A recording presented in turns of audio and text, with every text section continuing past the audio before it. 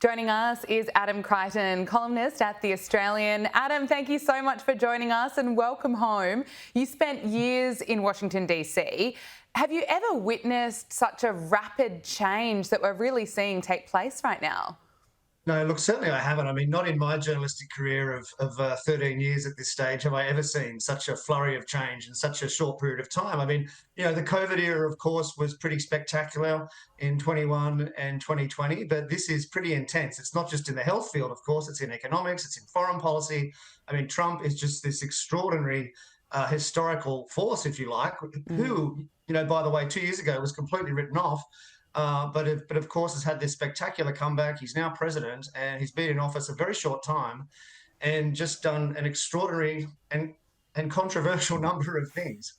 Absolutely. We're seeing that right now. Just yesterday, Donald Trump announced that he sees US ownership of Gaza as a long-term prospect. Now, he made those comments during his first meeting with Israel's Prime Minister, and he sent shockwaves around the world. Adam, is Trump serious about this? How do you see this playing out?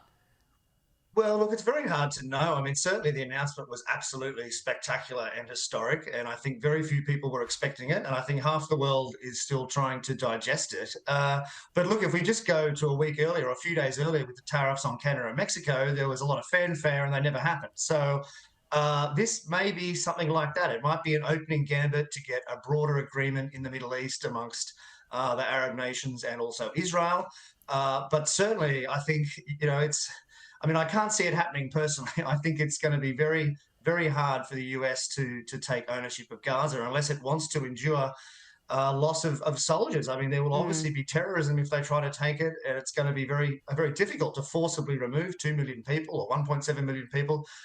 So I think it's a very difficult task. And of course, it goes against what Trump actually ran on, which was, to pull the US out of foreign entanglements. This is the complete opposite, of course. And so you do see on social media and amongst his base a lot of disappointment in this announcement.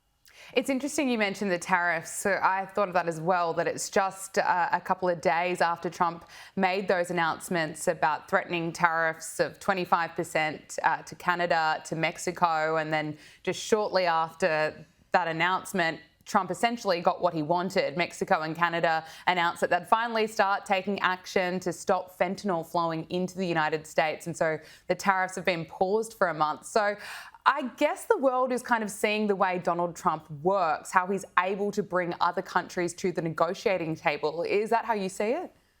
Yeah, look, I think that is how I see it. And he also claims it as a big political win, both against Canada and also Mexico. And I guess to some extent that's true. He threatened them with something and then they changed their behaviour. Well, at least they're saying that they're going to change their behaviour in some way. And of course, we saw the same just a week earlier with Colombia. Of course, he threatened them too, and they quickly changed their mind within 7 hours about accepting their citizens back. So I think we're going to see a pattern of this throughout his presidency. And let's hope Australia doesn't get brought into this, but maybe it will at some point. Who knows? He doesn't seem to really care much about tradition and about traditional alliances. That's part of the Trump phenomenon. It's a move away from that, from what a lot of politicians used to call the rules-based global order. Well, that is certainly over now. Trump doesn't really care anything for that. And I think you won't be hearing politicians talk about it anymore because it's too embarrassing. White House Press Secretary Karoline Leavitt says that the mainstream media just can't keep up with the good news flowing out of President Trump's White House. Here she is.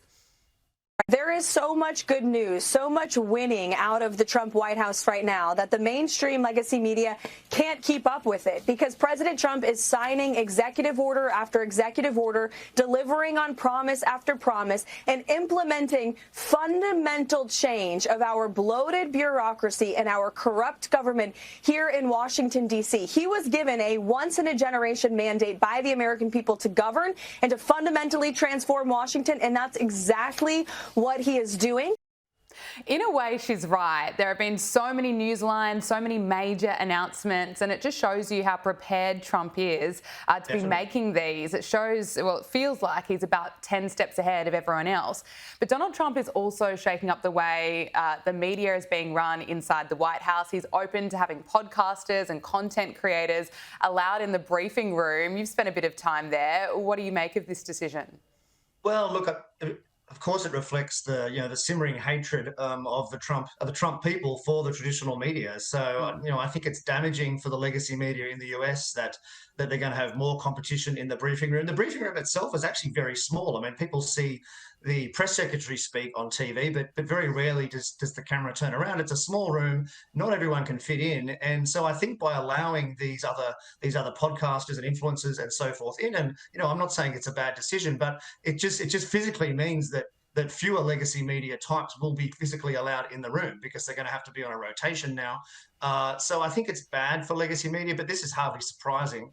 And just on the pace of the decisions, I mean, I was actually in DC for the first week or so of his first presidency, and that was largely chaos and nothing happened at all. So the contrast with this is extreme. As you say, he's so well prepared, and I think the quality of people around him and the determination of people around him and the cohesion is much greater this time, and you're seeing the results of that.